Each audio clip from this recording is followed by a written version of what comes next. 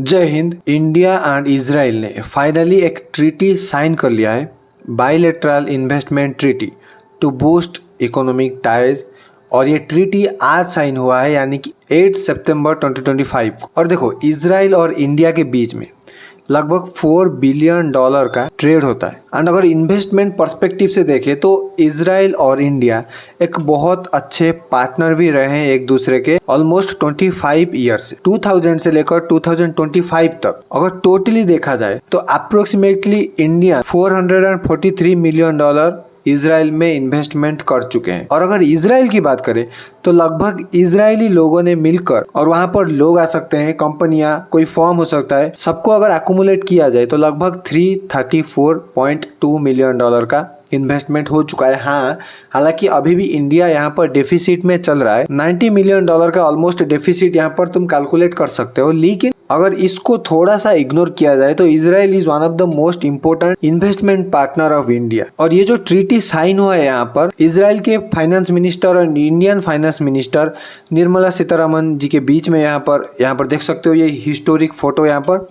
और इजराइल के finance minister 3 दिन के लिए इंडिया के दौरे पर आए हैं। सोमवार, मंगलवार और बुधवार को इंडिया में रहेंगे और डिफरेंट फाइनेंशियल इश्यूज पर और फाइनेंशियल कॉन्ट्रैक्ट वगैरह साइन किया जाएगा और बात किया जाएगा कैसे इंडिया और इजराइल की रिलेशन फाइनेंशियल वाइज हम बेहतर कर सकते हैं। और ये बाइलेटरल इन्वेस्टमेंट ट्रीटी होता क्या है एक्चुअली? देखो, इसका मतलब सिंपल सा है। अगर यहाँ पर एक कंट्री ले लो इंडिया और यहाँ पर एक कंट्री ले लो इजराइल, यू कैन। इंडिया के कुछ लोग जो इजराइल में इन्वेस्टमेंट करने के लिए इंटरेस्टेड है और इजराइल के कुछ लोग अगर इंडिया में इन्वेस्टमेंट करने के लिए इंटरेस्टेड है, तो इन दोनों कंट्री के जो गवर्नमेंट है ये एक दूसरे के इन्वेस्टर को प्रोटेक्ट करेंगे, एक दूसरे के इन्वेस्टर को ये गारंटी देंगे कि तुम्हारा जो इन्वेस्टमेंट है ये डूबने नहीं वाला है। और डूबने नहीं वाला है का मतलब क्या है? ऐसा नहीं है कि लॉस नहीं होगा, हर वक्त प्रॉफिट होगा, ऐसा नहीं है। जहाँ पर तुम इन्वेस्टमेंट करोगे डिपेंड करता है वहाँ पर क्या होगा, प्रॉफिट और लॉस होगा। लेकिन कभी कभी ऐसा होता है कि अगर एक फार्म के अंदर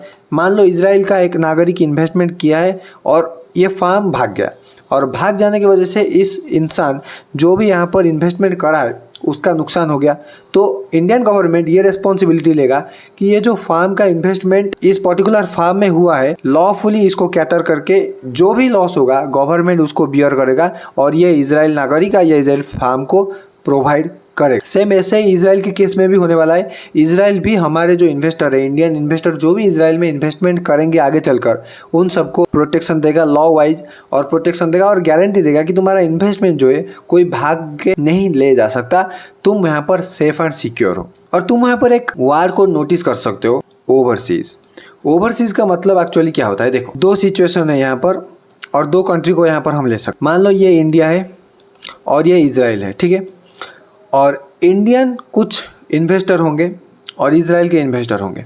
इंडियन का फार्म का भी इन्वेस्टर होंगे, इजराइल में फार्म भी इन्वेस्ट करते होंगे दूसरे कंट्री में। इंडियन गवर्नमेंट भी इन्वेस्ट करता होगा दूसरे कंट्री में और इजराइल गवर्नमेंट भी इन्वेस्ट करता होगा दूसरे कंट्री में। ये जो ओवरसीज का मतलब यहाँ पर सिंपल ये समझाता है कि जो प्राइवेट प्लेयर है, चाहे वो प्राइवेट मेंबर हो, कोई इंडिविजुअल हो, चाहे वो कोई फार्म हो, चाहे वो कोई कंपनी हो, अगर बाहर इन्वेस्टमेंट कर रहा है कोई भी कंट्री में, चाहे वो कंट्री में गवर्नमेंट के बॉन्ड में इन्वेस्टमेंट करे, चाहे वो कंट्री में कहीं कंपनी में इन्वेस्टमेंट करे थ्रू द स्टॉक मार्केट और डिफरेंट वेज, प्राइवेट इन्वेस्टमेंट कुछ भी हो सकता है, उसको बोलते हैं overseas direct investment. Directly Indian जो प्राइवेट इन्वेस्टर्स है, चाहे वो इंडिविजुअल्स हो, चाहे वो कोई फार्म हो, चाहे वो कोई कंपनी हो, डायरेक्टली किसी फॉरेन कंट्री में इन्वेस्टमेंट करेगा तो उसको बोलते हैं ओवरसीज डायरेक्ट इन्वेस्टमेंट। और अगर सेम चीज़ इजराइल इंडिया में करेगा तो इंडियन पर्सपेक्टिव से हम इसको बोल सकते हैं फॉरेन डायरेक्ट इन्वेस्टमेंट।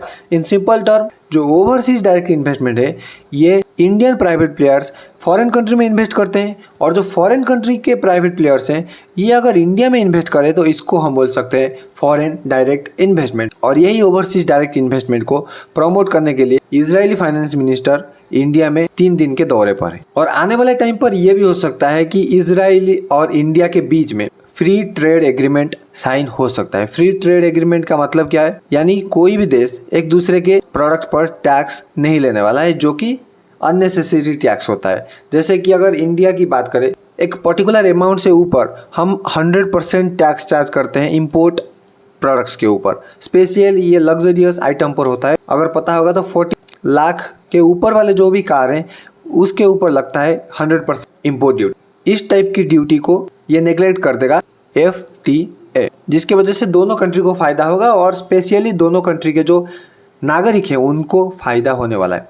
और ये ही पर्टिकुलर न्यूज़ ट्विटर में मिनिस्ट्री ऑफ फाइनेंस के द्वारा ट्वीट भी किया जा चुका है। You can see here the tweet यहाँ पर। The government of India and the government of state of Israel signs bilateral investment BIT in new Delhi today.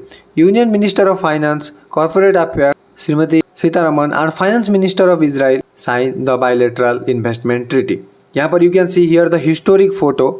And अगर ये जो ट्रीटी साइन हो रहा है ये सक्सेसफुल हो जाता है कुछ सालों के अंदर, तो इंडिया आने वाले टाइम पर मे भी बहुत सारे कंट्री के साथ इस टाइप का ट्रीटी साइन कर सकता है इन्वेस्टमेंट के लिए। और इंडिया आने वाले टाइम पर ग्रो ही करेगा। एक्चुअली हम बनने वाला है दुनिया की 3rd लार्जेस्ट इकोनॉमी यहाँ पर, और हमारा पोटेंशियल बहुत ज़्यादा है। और अगर इंडिया की पहली क्वार्टर की ग्रोथ की बात करें तो हम लगभग 7% के आसपास का GDP ग्रोथ रेट दिखाए हैं, बावजूद हमारे टैरिफ के इम्पोज होने के बाद और भी डिफरेंट प्रॉब्लम हमारे ऊपर आए हैं। तो आने वाले टाइम पर इंडिया ग्रो तो स्पीड करेगा ही करेगा। हाँ, मे भी आने वाले जो क्वार्टर है उसमें हमारा ग्रोथ रेट थोड़ा डाउन जा सकता है, क्योंकि टैरिफ का जो रिजल्ट है ये अभी 3-4 महीने के बाद दिखेगा। लेकिन अभी तक अगर देखें तो India is the fastest growing economy in the world. अगर फास्टेस्ट भी हम नहीं बोलेंगे तो one of the fastest growing economy of the world. और इतना बड़ा इकोनॉमी को 7% पे ग्रो करना is really a tough work.